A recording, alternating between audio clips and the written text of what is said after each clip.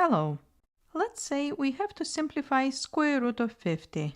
First, we have to establish what it means to simplify a square root. And we are not talking about using a calculator and approximating the answer. Instead, to simplify a square root means rewriting it in a form where the number under the radical symbol has no perfect square factors other than 1.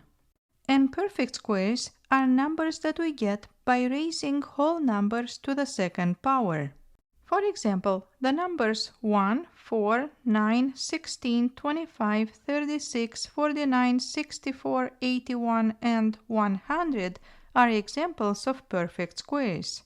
Now, are any of these numbers factors of 50?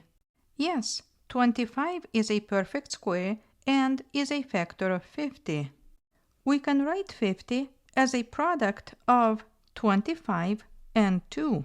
So now we will have square root of 25 times 2. And now to simplify this square root, we need to know about the product rule. And this is the square root of the product AB equals the square root of A times the square root of B. And both A and B have to be non-negative numbers. According to this rule, we can write the square root of 25 times 2 as the square root of 25 times the square root of 2. Then square root of 25 is 5, so the result is 5 times square root of 2. So as you see, to simplify a square root, we need to find perfect squares that are factors of the number under the square root. Then, once we have a product, we use the product rule to write it as a product of two square roots. Then we take the square root of the perfect square and we write it in front of the second square root. Now let's try another example, square root of 48.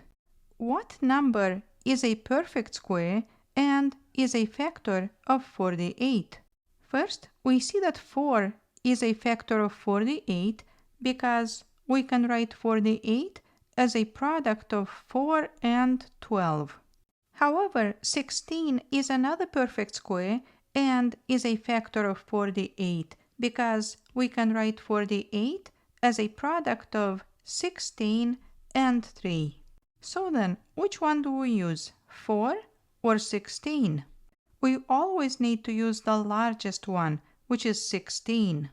We cannot use 4 because 12 is a product of 4 and 3, so 12 has another factor that is a perfect square. But according to the rule above, inside the radical symbol, we should have no perfect square factors other than 1. So then, we will write square root of 48 as a product of 16 and 3. Then using the product rule, we will write it as square root of 16 times square root of 3, and square root of 16 is 4, so the answer is 4 times square root of 3. And now let's see one more example. And this will be square root of 72.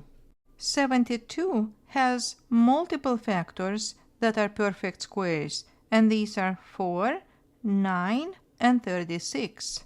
We need the largest one, which is 36. So then, we will write square root of 72 as square root of 36 times 2. Then using the product rule, we will have square root of 36 times square root of 2. Then square root of 36 is 6, and the result will be 6 times square root of 2. Thank you for watching.